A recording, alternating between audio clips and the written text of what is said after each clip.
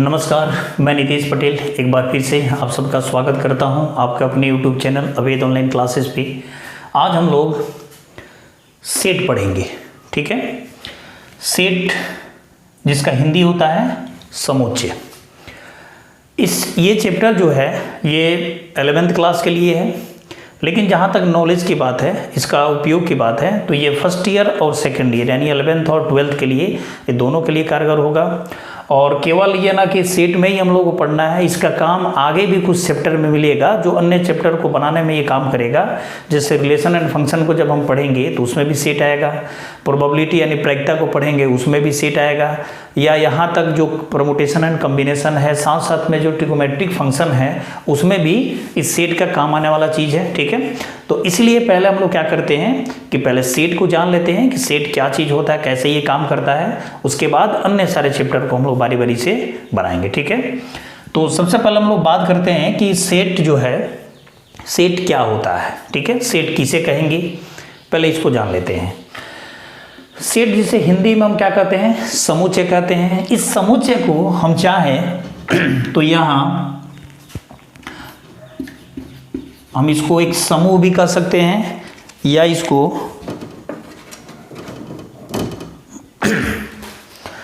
हम संग्रह भी कह सकते हैं। ठीक है, समूह और संग्रह ये तो समझ में आ रहा है। समूह मतलब कुछ व्यक्तियों का या कुछ वस्तुओं का। ठीक है, एक समूह बनेगा जिसमें कुछ वस्तु होंगे, कुछ नंबर में होंगे, कुछ व्यक्ति का भी समूह हो सकता है जिसमें कुछ नंबर में होंगे, ऑब्जेक्ट हो सकते हैं। ठीक है, तो समूह या संग्रह, यही चीज़ को हम लोग समुच्चय, मतलब ये तीनों एक ही चीज़ है, लेकिन तीनों में काफ़ी अंतर भी होता है। तीनों ये तो दोनों एक चीज़ हम बोल सकते हैं, लेकिन इसके लिए ये अंतर हो जाता है। ठीक है, मतलब कि कुछ वस्तुओं का जब समूह बनेगा तो उस समूह को हम कब हम समुच्चय का नाम देंगे, इस चीज़ को हम लोगों को समझना है। यानी पहला चीज़ हम लोग को क्या पढ़ना है कि जो सेट है यानी समुच्चय क्या है। ठीक है,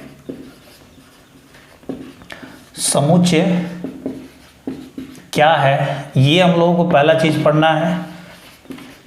व्हाट इज सेट। ठीक है, ये हटा देते हैं। ये हम लोग को इसमें जानना है कि सेट क्या होता है।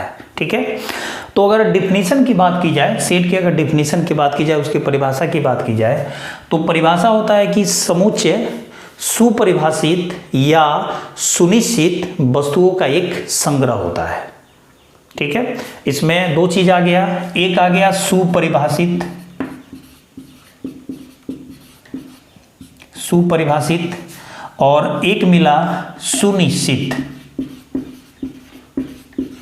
सुनिश्चित सेट सुपरिभाषित या सुनिश्चित वस्तुओं का या व्यक्तियों का या किसी का भी समूह बन रहा है, उसका एक संग्रह होता है। ठीक है, तो इन दोनों शब्दों पे ही डिपेंड करता है कि सेट का डिफिनीशन क्या होगा।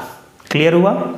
अब हम लोग इसको पहले समझ लेते हैं कि सुपरिभाषित यानी जो वेल डिफाइंड होता है या जो सुनिश्चित है, डिफिनिट है, ये इसका मतलब क्या है। ठीक है, अब सुपरिभाषित का मतलब क्या हुआ कि अगर कोई समूह बन रहा है, ठीक है, चाहे वो समूह वस्तुओं का हो सकता है, व्यक्तियों का हो सकता है, या किसी अन्य चीज का हो सकता है, अगर वो समूह बन रहा है तो समूह जो है उसमें जितने भी ऑब्जेक्ट होंगे वे सारे ऑब्जेक्ट, जितना नंबर का भी जो ऑब्जेक्ट का जो समूह बनेगा, वे चीज पर्सन टू पर्सन चेंज नहीं होने चाहिए। ठीक है, मतलब क्या होने चाहिए, person to person no change. अब ये person to person no change का मतलब क्या है, अब इसको देख लेते हैं। पर्सन टू पर्सन का मतलब है ना कि एक आदमी से दूसरे आदमी, जब हम समूह बना रहे हैं किसी भी चीज़ का, चाहे उसमें कितने भी एलिमेंट क्यों ना हो, तो पर्सन टू पर्सन मतलब एक आदमी जैसे मैंने बनाया तो मेरे अनुसार जो समूह बना उसमें जो भी एलिमेंट है, अगर वही समूह कोई दूसरा बनाया तो उसके समूह में भी अगर वही एलिमेंट आ रहा है, कोई तीसरा अगर बना रहा है तो उसके समूह में भी वही एलिमेंट आ रहा है। ऐसे करके बहुत सारे लोग अगर समूह बना रहे हैं और सारे समूहों में जो एलिमेंट है वो एलिमेंट अगर फिक्स हो तो उसको कहते हैं सुपरिभाषित या सुनिश्चित। ये होता है जैसे अगर एक मैं क्वेश्चन करूं कि दुनिया के 5 सबसे प्रतिभाशाली क्रिकेटरों का संग्रह, ठीक है, एक मैं यहाँ क्वेश्चन दे रहा हूं कि दुनिया के सबसे प्रतिभाशाली क्रिकेटरों का संग्रह। मैंने यहाँ एक सेट लिखा हुआ है, ठीक है। एक यहाँ समूह की बात हो रही है कि दुनिया के सबसे प्रतिभाशाली क्रिकेटरों का संग्रह। अगर इसका सेट अगर बनाया जाए, ठीक है, इसका अगर हम संग्रह किया जाए तो इसमें कह रहा है कि दुनिया मतलब पूरे वर्ल्ड की बात हो रही है, सबसे प्रतिभाशाली जो ओवर टैलेंटेड व्यक्ति हैं, ठीक है, क्रिकेटर की बात हो रही है, उनका एक समूह बनाया जाए, ठीक है। दुनिया के सबसे प्रतिभाशाली, यहाँ हम कुछ नंबर ले सकते हैं, जैसे यहाँ 5 क्रिकेटर या 10 क्रिकेटर या 4 क्रिकेटर, ये हो सकता है। तो अगर इसकी समूह की अगर बात की जाए, ये जो क्वेश्चन यहाँ दिया हुआ है कि दुनिया के सबसे प्रतिभाशाली 5 क्रिकेटरों का संग्रह, मतलब हम लोग क्या करना है कि 5 क्रिकेटर का एक समूह बनाना, एक संग्रह बनाना है जिसमें 5 क्रिकेटर होने चाहिए और 5 क्रिकेटर दुनिया में सबसे ज़्यादा टैलेंटेड होने चाहिए, इस चीज़ का समूह बनाना है। तो अगर कोई मुझसे पूछे तो मैं जो अपना समूह बनाऊंगा ये 5 का, इसमें अलग अलग क्रिकेटर हो सकते हैं। एक मैं सचिन तेंदुलकर का नाम ले सकता हूँ, एक वीरेंद्र सहवाग का नाम ले सकता हूँ। ऐसे करके मैं अपने अनुसार, मेरे अनुसार जो लग रहा है कि नहीं ये दुनिया के सबसे ज़्यादा टैलेंटेड प्लेयर है, उसको मैं अपने समूह में रख सकता हूँ। लेकिन यही क्वेश्चन अगर किसी दूसरे व्यक्ति के पास जाएगा तो क्या करेगा, वो अपने हिसाब से इसको 5 क्रिकेटरों का एक समूह बनाएगा। तो जो अपने हिसाब से वो 5 क्रिकेटरों का समूह बनाएगा, क्या जरूरी होगा कि मैंने जो क्रिकेटर रखा हुआ है वही क्रिकेटर वो भी रखेगा? ये तो कोई निश्चित नहीं है। कोई तीसरा अगर बनाएगा तो उसका समूह अपना हो सकता है कि अलग हो जाए, हो सकता है कि सेम हो जाए। तो ये जो समूह बन रहा है ना, ये समूह फिक्स नहीं हो रहा है। तो अगर फिक्स नहीं हो रहा है, फिक्स नहीं होने का मतलब कि मेरे अनुसार अलग हुआ, दूसरे के अनुसार अलग हुआ, तीसरे के अनुसार अलग हुआ, इसका मतलब कि पर्सन टू पर्सन क्या हो रहा है, चेंज हो रहा है। समूह तो एक ही बनाना है, एक ही संग्रह करना है 5 क्रिकेटरों का जो दुनिया में सबसे ज़्यादा टैलेंटेड हो।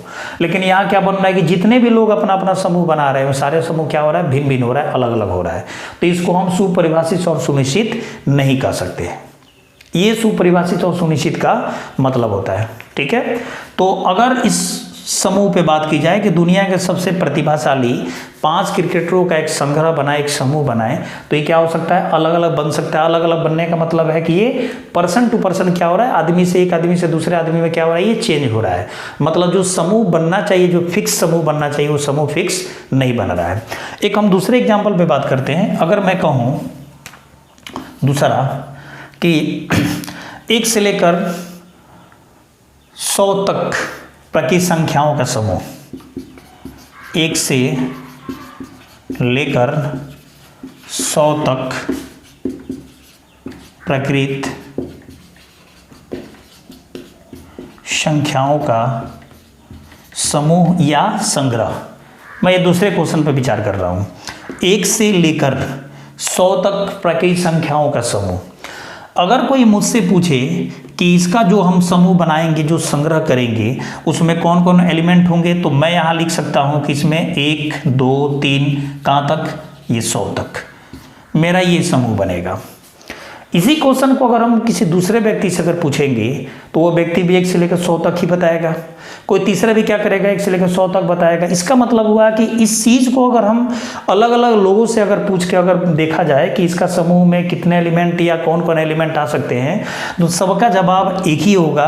तो ये जो समूह बनेगा, ये जो संग्रह होगा, ये वेल डिफाइंड होगा, ये सुपरिभाषित होगा, ये सुनिश्चित होगा। तो इसको हम एक सेट का नाम दे सकते हैं। क्लियर हुआ? 2 एग्जाम्पल से क्लियर हो जाना चाहिए कि एक में कि जो समूह है वो समूह फिक्स नहीं हो रहा है, पर्सन टू पर्सन चेंज हो रहा है, जबकि इसमें पर्सन टू पर्सन क्या हुआ, चेंज नहीं हुआ। मेरे अनुसार जो है, दूसरे के अनुसार भी वही है, तीसरे के अनुसार भी वही है, चौथे के अनुसार भी वही है। तो यहाँ हम क्या ले सकते हैं, ये समूह फिक्स हो रहा है, ये समूह सुपरिभाषित है। तो इस चीज़ को हम क्या बोल सकते हैं, एक सेट का नाम, एक समूचे का नाम दे सकते हैं। जबकि ये समूचे नहीं होगा, ये समूचे हो जाएगा। ठीक है, मतलब ये 2 बातों से ही, 2 शब्दों से ही क्लियर हो जाता है कि समूचे क्या है और उसको हम कैसे डिफाइन करते हैं। बात समझ में आ गई? तो ये चीज़ हम याद रखेंगे। बहुत सारे एग्जाम्पल हो सकते हैं। अब एक और चीज़ को अगर ऐसे भी अगर समझा जाए कि दुनिया के सबसे प्रतिभाशाली 5 क्रिकेटरों का संग्रह। अब प्रतिभाशाली जो है, टैलेंट मापने की कोई इकाई नहीं होती है, टैलेंट को हम माप नहीं सकते हैं। वो तो टैलेंट ये होता है ना कि कौन कितना ज़्यादा बढ़िया खेल पाता है, अगर क्रिकेटर में बात करें या खेल की बात करें तब तो अलग अलग फैंस के चॉइस के अनुसार इसका अलग अलग हो जाएगा। तो एक तरह से देख सकते हैं कि जो टैलेंट है, टैलेंट मापने की कोई अपनी इकाई है नहीं। जब इकाई नहीं है तो कभी फिक्स हो ही नहीं सकता है। जब फिक्स नहीं होगा तो जो समूह बनेगा, ये समूह भी क्या होगा, सुपरिभाषित या सुनिश्चित, कभी संभव ही नहीं है। यानी ये एक समूह तो बनेगा लेकिन सेट कभी नहीं बन पाएगा। ये भी समूह बन रहा है, ये भी समूह बन रहा है, लेकिन ये समूह जो बनेगा ये वेल डिफाइंड होगा, ठीक है, ये सुपरिभाषित होगा, सुनिश्चित होगा, क्योंकि ये पर्सन टू पर्सन चेंज नहीं होगा।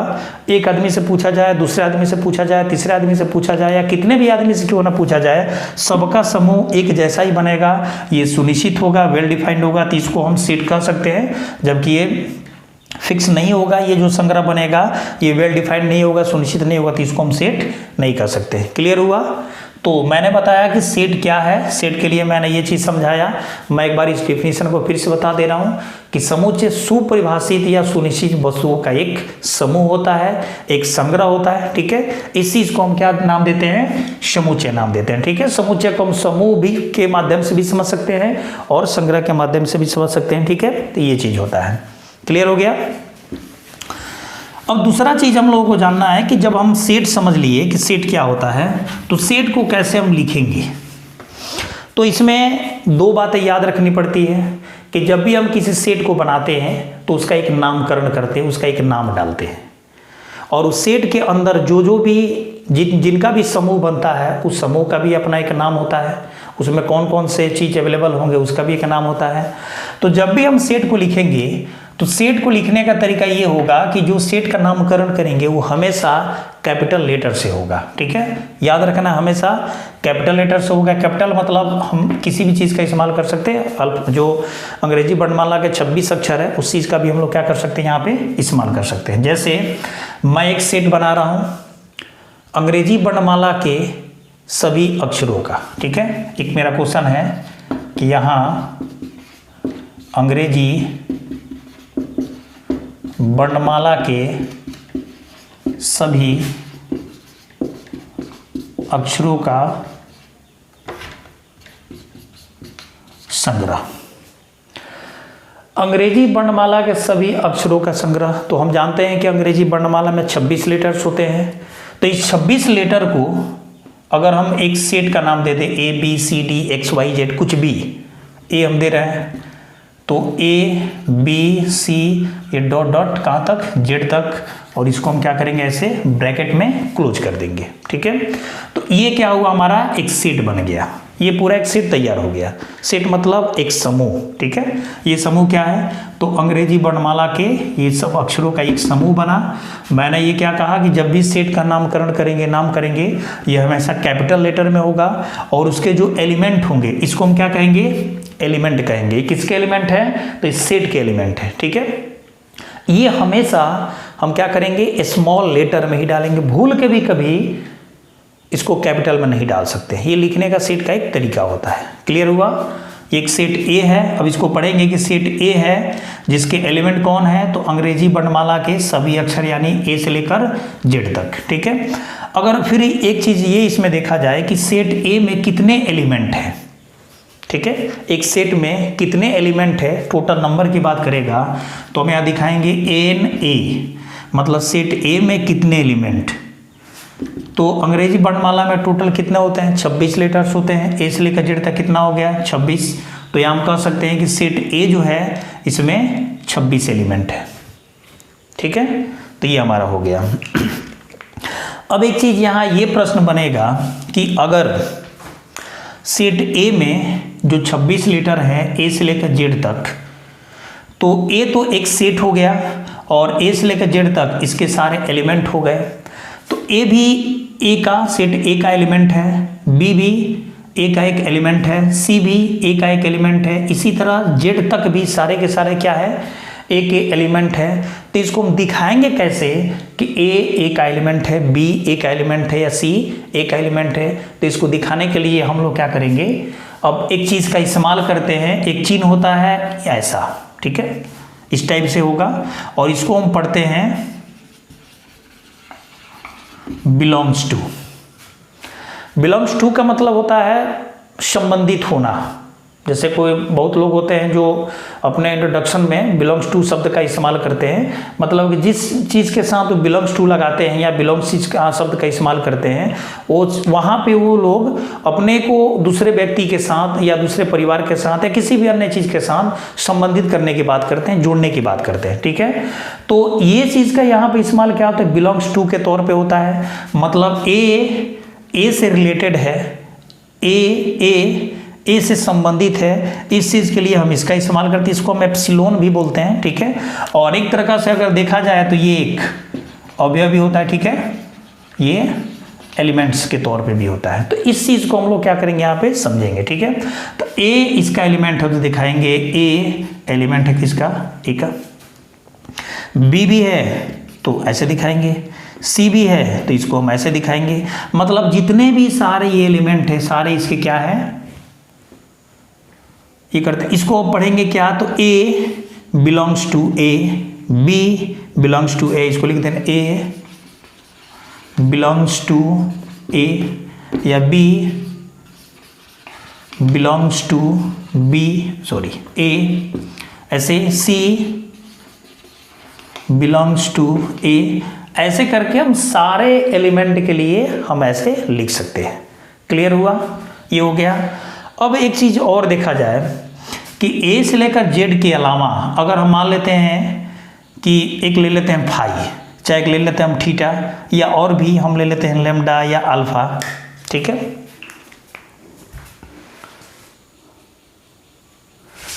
तो क्या ये फाई सेट ए का एलिमेंट है, क्या ये थीटा सेट ए का एलिमेंट है, क्या ये लेम्डा सेट ए का एलिमेंट है। उसी तरह से ये अल्फा, चाहे और भी बहुत सारे नोटेशन यूज हो सकते हैं। तो अगर एलिमेंट होगा तो हम ऐसे दिखाएंगे, अगर एलिमेंट नहीं होगा तो उसको कैसे रिप्रेजेंट करेंगे। तो अगर ये एलिमेंट का है, मतलब एलिमेंट है यानी बिलोंग्स टू, तो ये डालेंगे। अगर नहीं है तो ऐसे करके इसको हम काट देंगे और यहाँ लिख देंगे डज नॉट बिलोंग्स टू, ठीक है। मतलब ये उससे संबंधित नहीं है, ठीक है, ये चीज़। अब फाई ए का एलिमेंट नहीं है तो phi does not belongs to A, theta does not belongs to A, या lambda does not belongs to A. मतलब ये इसमें बिलोंग्स नहीं करता है, मतलब ये सारे के सारे फाई अल्फा और थीटा ए से संबंधित नहीं है, तो हम ऐसे इसको क्या करेंगे, काट देंगे। समझ में आ गया, आसान है, ठीक है।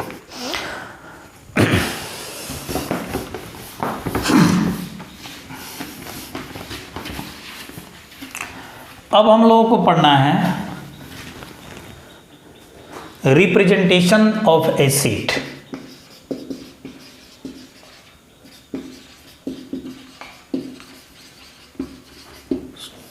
ठीक है, रिप्रेजेंटेशन ऑफ ए सेट मतलब सेट का जो प्रदर्शन होता है, सेट को कैसे हम निरूपित करते हैं, कैसे उसको हम दिखाते हैं, इस चीज़ को इसमें क्या करना है, हम लोगों को डिस्कस करना है। ठीक है, रिप्रेजेंटेशन ऑफ ए सेट।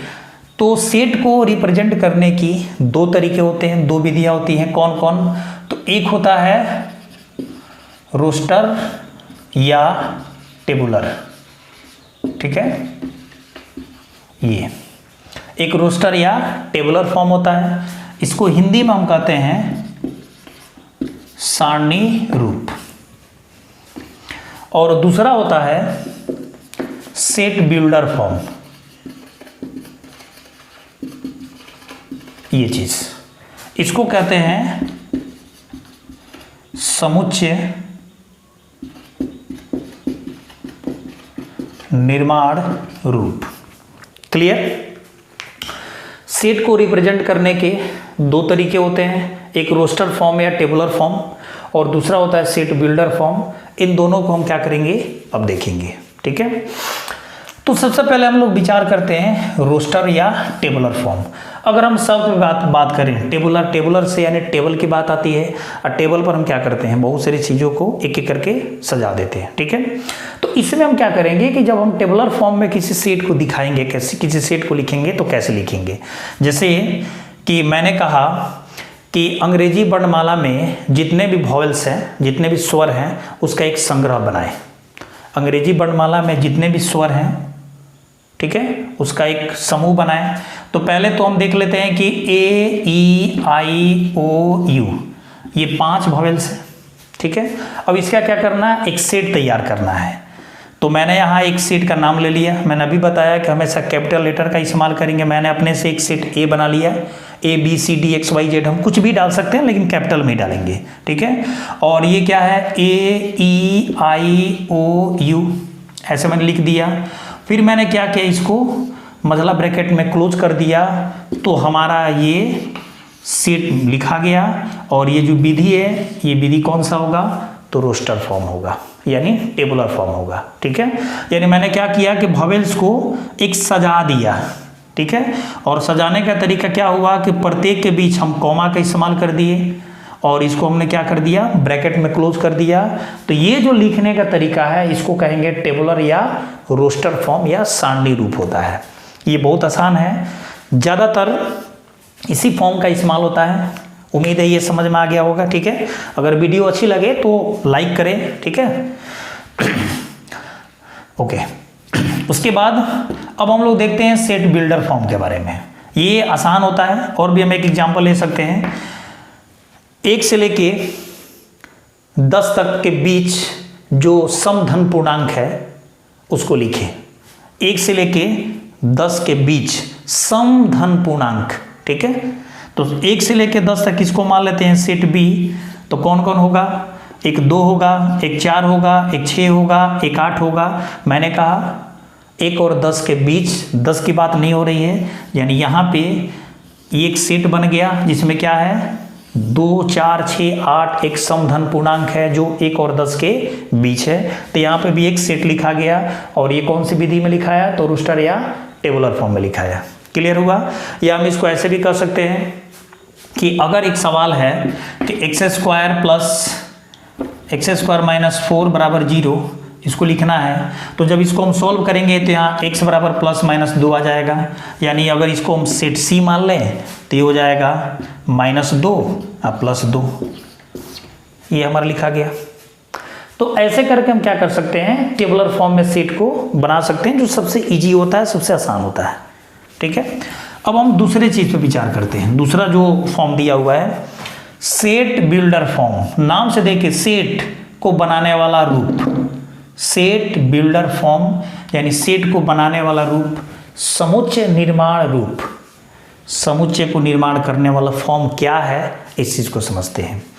अगर मैंने एक एग्जांपल यहां मैं दिखा रहा हूं, जैसे एक सेट ए है जिसमें ए ई आई ओ यू, मैंने एक सेट लिया जिसमें 5 एलिमेंट है, कौन कौन, ए ई आई ओ यू, ठीक है। अब इसको लिखना है सेट बिल्डर फॉर्म में। हम जानते हैं कि ये फॉर्म कौन सा है, तो टेबुलर फॉर्म है, और टेबुलर फॉर्म को लिखना है किसमें, तो सेट बिल्डर फॉर्म में।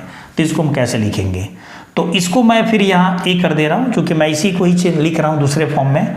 तो यहाँ करेंगे, ऐसे ब्रैकेट डाल देंगे x, ठीक है, ऐसे 2 को डालेंगे बिंदु, फिर यहाँ लिखेंगे x, इसको पढ़ते हैं सच डैट। ये चीज़ मैं यहाँ लिख दे रहा हूँ, यहाँ मैं दिखा दे रहा हूँ, ये चीज़ या एक तिरछा लाइन ऐसे, इसका हिंदी होता है जबकि, ठीक है, इसका हिंदी होता है जबकि, और अंग्रेजी में इसको पढ़ते हैं सच डैट। ये चीज़ हम थोड़ा सा याद रखेंगे, इस चीज़ का यहाँ इस्तेमाल होगा। इसी चीज़ को हम क्या कर रहे हैं, सेट बिल्डर फॉर्म में लिख रहे हैं। ए आई ओ यू, ए जो है x सच डैट x एक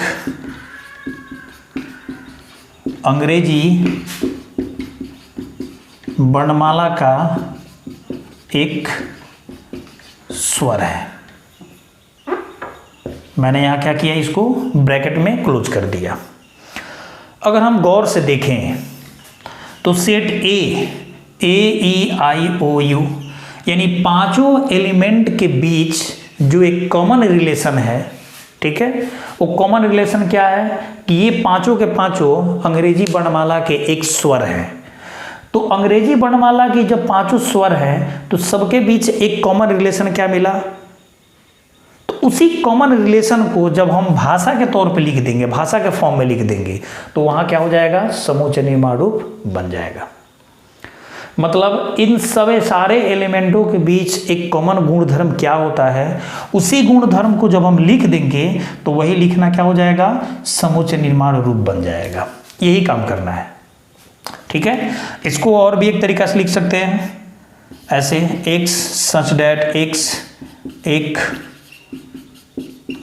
अंग्रेजी वर्णमाला का एक स्वर है। हम ऐसे कर सकते हैं, एक ऐसे तिरछा पाई या ऐसे भी, मैंने दोनों को बताया कि ये और ये दोनों का हिंदी क्या होता है, जबकि सच डैट ये पढ़ते हैं, ठीक है। एक्स सच डैट एक्स एक अंग्रेजी वर्णमाला का एक स्वर है। जैसे यहाँ अब एक्स क्या कर रहा है, एक्स जो है इसको डिफाइन कर रहा है, इसको परिभाषित कर रहा है कि एक्स क्या है, तो एक्स एक अंग्रेजी वर्णमाला का एक स्वर है। ए भी क्या है, एक स्वर है, ए भी क्या है, एक स्वर है। मतलब इस सारे का एक ही गुणधर्म हुआ, कॉमन गुणधर्म क्या है, कॉमन रूल क्या है, कॉमन कंडीशन क्या है कि ये सारे के सारे वॉवेल्स हैं, तो उसी चीज को हम यहाँ लिख दिए। तो ये जो लिखने का तरीका हुआ, इसी को हम कहेंगे सेट बिल्डर फॉर्म। अगर ऐसे लिया जाए एक और एग्जाम्पल, जैसे एक सेट मान लेते हैं बी जो है 2 4 6 8 ऐसे, एक सेट बी है 2 4 6 8।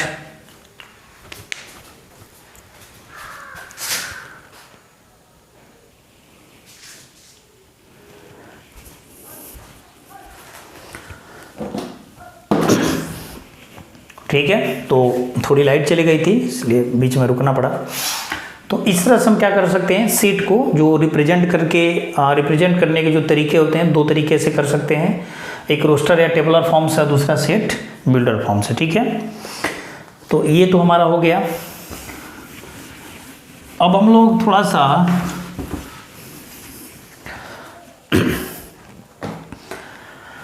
सेट के प्रकार देख लेते हैं, ठीक है। सेट के प्रकार,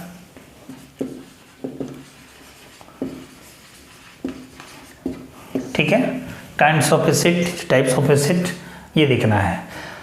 वैसे सेट के प्रकार जो मेनली हम लोग को इसमें भी जानना है, एक जानना है फिनिट सेट, एक जानना है इनफिनिट सेट, और एक तीसरा जानना है नल सेट या वाइड या इम्पटी सेट। ये तीन सेट अभी हम लोग इस वीडियो में जानेंगे, ठीक है। पहले हम लोग देख लेते हैं फिनिट। फिनिट मतलब इसका हिंदी होगा परिमित समुच्चय, ठीक है। ये हो जाएगा अपरिमित समुच्चय और ये हो जाएगा रिक्त समुच्चय, ये होता है। हम परिमित समुच्चय का सबसे पहले देखते हैं। अगर मैं एक सेट लिखूं ए, अंग्रेजी वर्णमाला के सभी स्वर AEIOU, ये परिमित है। परिमित का मतलब हुआ कि जिसमें एलिमेंटों का नंबर फिक्स हो, निश्चित हो, पांचों है। एक सेट बी लिख रहे हैं ABC ... जेड तक अंग्रेजी वर्णमाला के टोटल अक्षर आ गए इसमें, ये भी फिक्स है। एक सेट सी लिख रहे हैं 1 2 3 कहाँ तक, 100 तक नेचुरल नंबर, प्राकृतिक संख्या। तो ये तीनों को हम फिनिट सेट बोल सकते हैं। मतलब वैसा सेट जिसमें एलिमेंट क्या हो, फिक्स हो, तो वैसे सेट को हम परिमित सेट का नाम देते हैं, ठीक है। ये हो गया। उसके बाद अगर हम अपरिमित की बात करें तो परिमित का ठीक उल्टा होता है। परिमित में जिसमें एलिमेंट फिक्स हो, और अपरिमित में क्या होगा, जिसमें एलिमेंट फिक्स ना हो। जैसे एक सेट ए प्राकृतिक संख्या 1 2 3 ये ... ये फिक्स नहीं है। एक सेट बी, ठीक है, और इसमें सम संख्या ले सकते हैं, ये फिक्स नहीं है। तो ऐसे करके हम ये ले सकते हैं, या पृथ्वी पे सभी जानवरों का समुच्चय, जीव जंतुओं का समुच्चय, हम ये भी ले सकते हैं। क्योंकि जीव जंतु में हमेशा प्रजनन की क्रिया लगातार होती रहती है, तो जो नंबर है वो हमेशा चेंज होते रहता है, वो तो फिक्स होता नहीं है। तो एक तरह से उसको भी हम क्या कर सकते हैं, अपरिमित का नाम दे सकते हैं। क्लियर हुआ। अब हम किताब की बात करते हैं, तो किताब में जितने भी चैप्टर हैं सारे क्वेश्चन को मिला दिया जाए तो पूरे किताब के क्वेश्चन एक फिक्स होंगे, तो परिमित हो जाएगा। मतलब जिसमें एलिमेंटों का नंबर फिक्स होगा उसको परिमित कहेंगे, जिसमें फिक्स नहीं होगा उसको हम अपरिमित। अपरिमित का पहचान भी होता है, डॉट डॉट करके ऐसे दिखा देगा। ठीक है। सबसे जरूरी इसमें नल सेट, इसको वॉइड या एम्प्टी सेट भी कहते हैं, ये क्या चीज़ होता है। ठीक है। जैसे मैं एक यहाँ दे रहा हूँ एक एग्जांपल कि x such that x square plus 1 बराबर 0, जहाँ x एलिमेंट r एक रियल नंबर है। ठीक है। कुछ इस टाइप से एक रिलेशन दिखाया गया, सॉरी एक सेट दिखाया गया है जो सेट बिल्डर फॉर्म में है कि x डिफाइन कर रहा है किसे, तो x स्क्वायर प्लस 1 बराबर 0 से, जहाँ x क्या होना चाहिए, तो रियल नंबर से होना चाहिए। मतलब x एक रियल नंबर होना चाहिए। जब इसको अगर हम सॉल्व करेंगे तो ये हो जाएगा ऐसे, यानी i। ठीक है। तो x इक्वल टू ये रूट अंडर माइनस वन यानी नेगेटिव नंबर का कभी वर्गमूल मिलता नहीं है, यानी ये क्या हो जाएगा, ये तो एक इमेजिनरी नंबर मिल गया, और इमेजिनरी यानी काल्पनिक संख्या, और यहाँ कह रहा है कि x क्या है, तो एक रियल नंबर है। जो सेट दिया उस सेट में रियल नंबर की बात कर रहा है, लेकिन जो दे रहा है उसको सॉल्व करने पे यहाँ एक इमेजिनरी नंबर काल्पनिक संख्या आ रहा है। तो यहाँ x का मान इसको सेटिस्फाइड करने के लिए मान नहीं है, तो यानी इसको हम एक नल सेट का नाम दे सकते हैं, एक रिक्त समुच्चय का नाम दे सकते हैं। रिक्त शब्द से क्लियर हो रहा है कि रिक्त मतलब जो बिल्कुल खाली हो, जिसमें एक भी एलिमेंट ना हो, उसको हम रिक्त समुच्चय कहेंगे। जैसे ये मिल गया। रिक्त समुच्चय को कैसे दिखाएंगे, तो रिक्त समुच्चय का नोटेशन होता है एक फाई। ठीक है। फाई के द्वारा हम क्या करते हैं, रिक्त समुच्चय को शो करते हैं, और नहीं तो खाली ब्रैकेट का भी इस्तेमाल करके हम रिक्त समुच्चय को दिखा सकते हैं। ठीक है। तो इस तरह से हम क्या कर सकते हैं, रिक्त समुच्चय को दिखा सकते हैं। तो आज के इस वीडियो में जो सेट का ये केवल इंट्रोडक्शन वाला वीडियो था, इसमें हम लोग बस इतना ही समझेंगे। अब इसका जो अगला वीडियो आएगा उसमें हम सबसेट के बारे में पढ़ेंगे, और भी जो इसके जो चीज़ है अलग अलग जो जानना है उसको भी हम लोग देखेंगे। ठीक है। ये उसको इसलिए बताना पड़ा कि जब हम रिलेशन फंक्शन जो सबसे ज़रूरी है 12th क्लास के लिए, उसके लिए सेट को जानना बहुत ज़रूरी था, इसलिए मैंने पहले सेट को ही बताया। उसके बाद हम लोग क्या करेंगे, रिलेशन फंक्शन को देखेंगे। ठीक है। तो इस वीडियो में बस इतना ही।